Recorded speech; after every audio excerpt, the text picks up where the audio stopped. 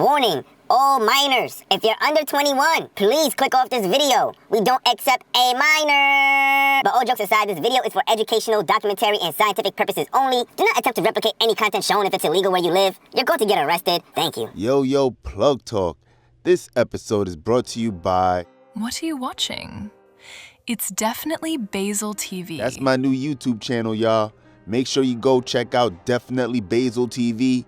It's going to be in the description below or the bottom right-hand corner. Check out the YouTube page. Check out the IG page. I'm uploading shorts every other day on the IG page. We got it jumping. We got it jumping over there, bruh. So make sure you guys follow that. This episode is also brought to you by Elufa. This 650 watt light is a beast. Go and grab you one. Just hit the link. It really helps this channel out. It's that Plug Talk. Or actually, it's definitely Basil TV. Let's get to this episode. Well, hopefully you guys can see that black grommet right here. Put it like that. This goes all the way up, and this actually goes inside of the tank. I feel like I might need some pliers, but you know, usually you could get it pretty tight by hand. So it's just like that. And then you got your washer here. And you just thread that on. So this is the cap. What you want to do for most people, since I doubt you're going to use a water pump, you want to put your little gold marker here on the fin. Hopefully you guys can see that. There's a gold one and then there's a silver one. Put this gold one in the fin. You want to put it in the water and you want to attach your carrot underwater. Since I did this underwater and I let it soak, it's nice and full. And what happens is, as soon as there's any type of pressure that's going to suck the water, it's going to create a siphoning effect. And that's how these type of things work. The way that this closes, you want to make sure you have this fin in the same direction. Okay, so first let's open this all the way to the top. And we're going to literally just connect it like that. Perfect. And since we're spinning to the right, I'm gonna fold this little flap to the right, so we don't gotta worry about when we tighten it, it's fucking something up. Okay, I'm starting to see some condensation come out. I'm gonna leave it as is for right now, and I'll go ahead and I'll check on it probably in 2 hours, because I don't want to have a situation where you could just imagine this shit just keeps running. But that's why we have a catch tray at the bottom of this that can hold about like 3 to 5 gallons of water, so we should be fine in theory. So now that's done, we're gonna close this bitch up and we're gonna get to defoliation. Yo guys, one thing that's tripping me out, y'all, is it's so fucking crazy. The difference in health from stress testing, a little bit of purposeful neglect, compared to when you lock the fucking... It's time for flower, y'all. You already know this is... I put it on my calendar somewhere. I'll put it in the top right, top left, wherever. If it's inverted, you know what I mean? This table right here, it consists of Greenhouse Seeds, Bubba Kush, Ken's Original Granddaddy Purple, and Chem number 1 from Humboldt CSI. Let me tell y'all something, man. These Granddaddy Purples in the back, stretching like a motherfucker. They could be male or female, but it's looking like these are definitely female. And I selected right. That's something I'm gonna have to keep track of, because some of them were a little too early to tell, but it's looking like I got those right. By far the easiest strain I've ever grown. Anybody that's a new time grower, I highly recommend Ken's Original Granddaddy Purple. They just killed it through the stress testing. They really didn't care whether it was a 10-day drought or going straight into flooded conditions. They really just keep going. The yield is not the biggest yielder, but the quality and the terps are amazing, and it's just so easy to fucking grow. It's hard to fuck it up. Granddaddy Purple, by far my favorite strain to grow, and also one of my favorite to smoke, probably top 3. And that's the winner throughout all these tables, and I'm really not surprised. We also got, like I said, the Bubba Kushes in this section here. And we're gonna make sure we talk about everything and show you everything. But the Bubba Kushes, They were the most finicky on the table, believe it or not. A little finicky still. They're happy. You're getting a little bit of some deficiencies. What is it? It's too early to tell, but it looks like it's potassium. By the edging of the leaves going down, it's potassium. Oh yeah, right here you can really tell. Yeah, so this is potassium. And it's not because there's not enough potassium. It's just that these plants are big. The bubble cushions are the most heaviest feeders probably that I have in this whole grow is the bubble cush. And it's weird because it's indica, right? But they're super heavy on the feeding, and we're in 1 gallon containers. So it's just, we're being outpaced. No matter how fast I feed, they still just want more. I'm gonna trim up some of these dead leaves or the leaves that are dying, not for aesthetics purposes. I really don't care about showing deficiencies, but for the fact of when I top dress, I don't want the energy trying to regain the chlorophyll in these leaves. I'd rather use that energy elsewhere. You know what I mean? Another bubble kush over here. And yeah, for the most part, they're doing good. Not really getting a smell on the stems yet. I mean, nah, there's definitely a smell there. Let me tell y'all something, bro. Greenhouse bubble kush, greenhouse seeds bubble kush is probably out of the, maybe the 10 different cultivars I have here, or 7, however much it is, and the 40 something plants. These 4 bubble kushes is probably the top 2 that I'm actually hyped to see grow. This and the sour diesel. Why? Just my childhood. Bubble kush played a very big part in my childhood in New York, or my teen years, I should say. And sour diesel, you guys already know that's New York culture right there. And these 2 strains I haven't had in a very long time. So greenhouse seeds, I'm hoping that this is the real thing. You guys want an award for this? And I'm really not too worried about the caramel cut sour, but we'll get to it when we get to it. Okay, y'all, so this is what we're working with here. I mean, it really does look like a jungle. I mean, holy, look at this second table. It's really just fucking crazy what's going on. But I really want to get back to this table over here. The bubble cushes, we got a little funky shit going on. You guys can see that right there. You guys can see this little leaf right here, almost like it's an overwatering curl, which makes no sense. But I don't know. But you know, that's just something to keep track of. Our chem number 1s, the second most finicky plants we have in here by far. It really is shocking that my mother plant is a chem number 1, and it probably was like the easiest to grow out of all of these. But you know, they're not finicky as much as a UK cheese from Humboldt CSI. It's probably more so they really don't like to be fucked with. If you're going to choose a watering schedule or a watering system, stick to it, don't change it up. They're aggressive feeders, but I expected this from sativas because they stretch more.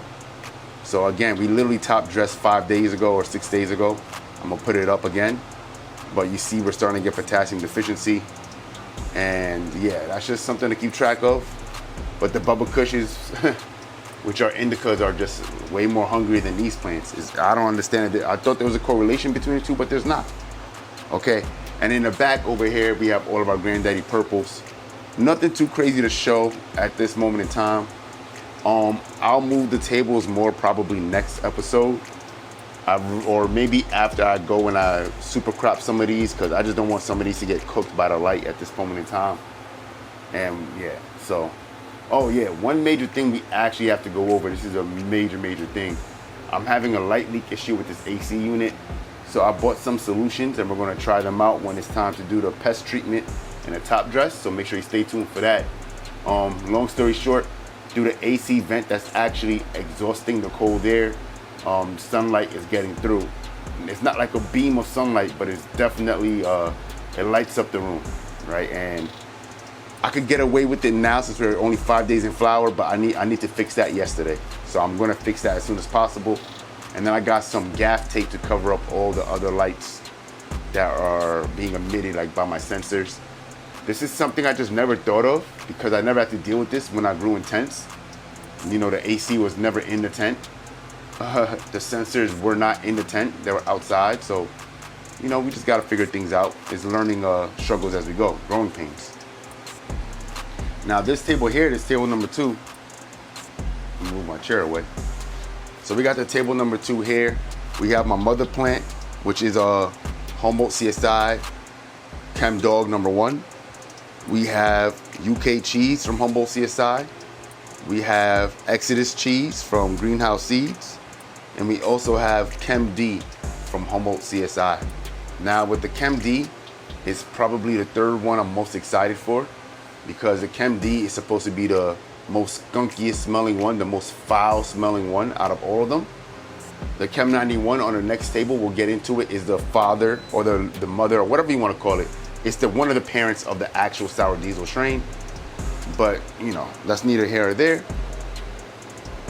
The main point I want to get to first is this mother plant. So this mother plant, which is right here, there's one little plant here, is a mother plant on the left. She's almost a year old at this moment in time. And again, is this plant right here, just for reference, right? That one plant in front. And the growth is just interesting. You know, I just want to show you guys that. She is a linky plant, and this is when I realized, because I really don't grow too much linky plants like this, but these linky plants are like perfect for scrog. You know, it's literally what it's meant for. I don't want to put a scrog net on these. We're going to just try to super crop what we can, but if we have to, because some of these strains, like I'm expecting the sours and some of the chem strains are going to stretch a lot. If we have to tie some down, we're going to tie something down, all right? But this mother plant, she just, this Chem number 1 mother plant, she smells like so much diesel. She tastes like diesel. So that's what really got me hyped, and I bought all the other chem strains that I could from Humboldt CSI. Now she is actually one of the more stable, or she is the most stable, I would say, out of all the Chem number 1s at this moment in time. But, you know, she just is not happy. She's the only one with profuse red stems. And again, this is because she's almost a year old in a 1 gallon container. So I really need to flower her. We got some clones, and I can't wait to get this right here, okay? Now let's move to the Exodus cheeses. I have 2 Exodus cheeses by Greenhouse Seeds, and they're right here. Is this one plant. It's my fault, let me get that situated for y'all. So this plant up front right here is an Exodus cheese, and then the one behind it over here is another Exodus cheese. Now, they're actually pretty much doing the same. And they are the most stable out of the cheeses. They're definitely way more stable than the UK cheese. This, again, is one of Greenhouse Seeds' renowned and award-winning strains. It's a special variety of skunk. And skunk is like really just the old school genetics, man. So I can't wait. Now, the internodal spacing on this is amazing. I can't lie. Like, this is gonna stack really, really well. Let me see if I can get this to zoom in real quick for y'all. But yeah, this is gonna stack nice, okay?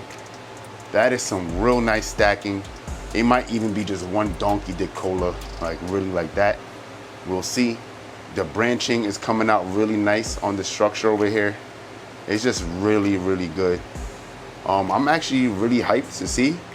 You know, I was shitting on Greenhouse Seeds in the past, but that's just because I'm looking for strains that they are what they say they are, you know what I mean? I'm not looking for remakes, I'm looking for the original strain, and if you're advertising it as such, it should be such. And I'll leave it at that. Other than that, man, Greenhouse Seeds, I really haven't had a problem. Actually, I take that back. Let me take that back, y'all. Let me take that back. All I'm gonna say is this. I only had one plant herm that was a fem seed, and it was a Greenhouse Seeds, and it was this Exodus cheese, so you know what I mean? That's just some food for thought. I haven't had a herm so far in any other shit, but that is food for thought, so I gotta really keep track, and that's why I wanna handle that AC problem back there. The Chem Ds now. These are the Chem Ds. Oh man, y'all, I really wanna move my table, but we'll do it next episode, I promise. This is like a real quick shit right here. Now this Chem D number 1, I'm liking a lot. It's really fucking squat, okay? I like the smaller plants, obviously, for my type of setup here.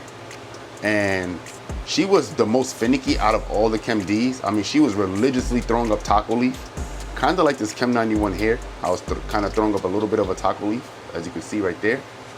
But the internodal spacing on this is beautiful. And one thing I really like on some of these strains here, I really didn't do any training, but you could just see the structure of this plant kind of just branched out by itself. So I really like that when the plants just do what they gotta do to survive. I really it just makes my life a lot easier, okay? Now, the ones that are the tallest in this table by far are the Chem Ds. Like this one right here is just really tall. She's a stretchier pheno. She's probably gonna be perfect for the scrog net. I mean, she is a big bitch. Holy fuck. This plant right here, this is a big one. Hopefully you guys can see that. This is a big one right here. I can't wait till everything flowers, for real. And I wanna try to get you, ooh, my fault. I wanna try to get you guys the UK cheeses in the back here. Very finicky plants. They look the most different out of everything, but they honestly are probably the most beautiful because they're just so different. But here's one right here. I could just tell what it is just by the leaf structure. Like, it's really like skinny sativa leaves, and they're just really like spread apart like Kawhi's hands. Like, look at they're really just, you guys can see this right here. Like, it's really spread apart. The fingers are like really far and separated. This run is strictly about stress testing and stability. I could care less about the yield this run.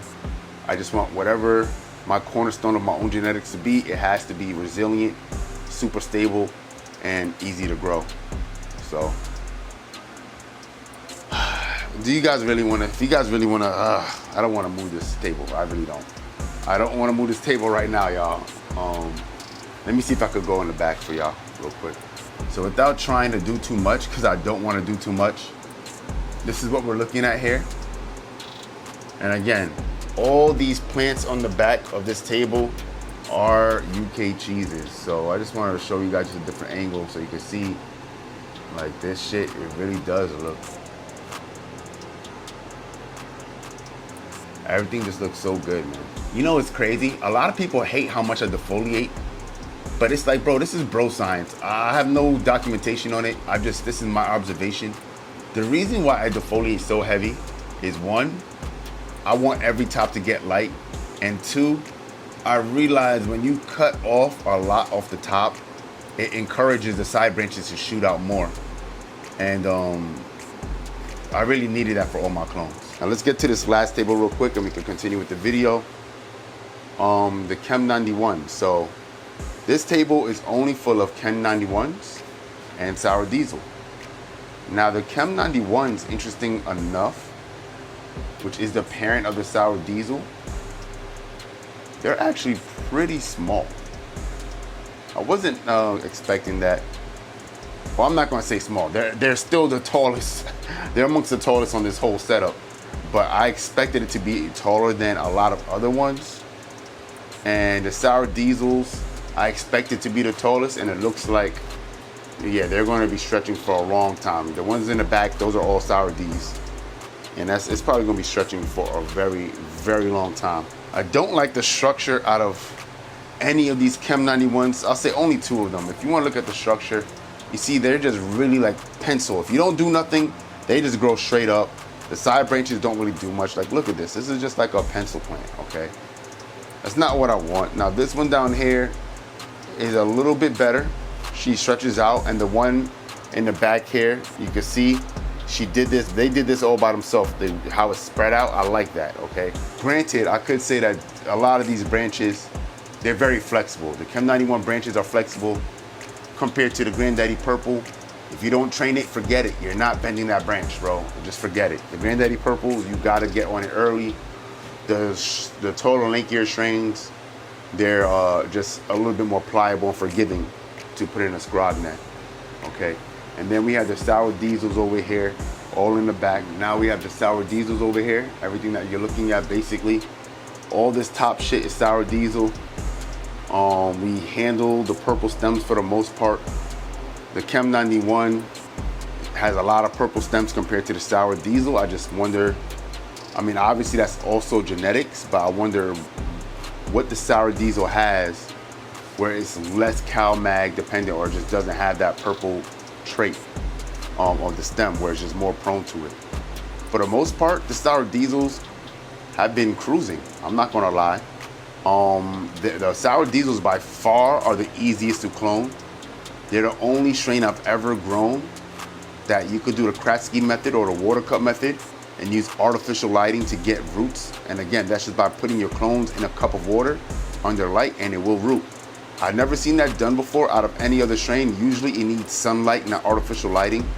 So I can't wait to use these as the males that I have because I do want some length in some of these plants that are really bushy and squat. And you know, the ones that are hard to clone, oh, I just can't wait. I can't wait. All right, y'all, so that basically wraps up this episode. Next episode, we're gonna do the top dressing. We're gonna use this Azamax. We're gonna go really into IPM and just, you know, training for flower because we gotta do a lot of super cropping and some defoliation in the next episode. So make sure you guys stay tuned for that, y'all. It's that Plug Talk. What are you watching? It's definitely Basil TV. Place. I got weed in safes, I got weed in states, I got weed in states, I got weed in vapes, I got weed in case, I got weed in closets, gotta close the drapes. This that plug talk, not no plug walk. You could Google me, that's plug talk. Like 101, this how the plug walk. Kanye shrug walk, you ain't want talk, who to call? Been growing like since a weight talk, a long weight talk. My niggas know what is bait talk, we all late talk, who to call? You know who to call, my niggas know who to call.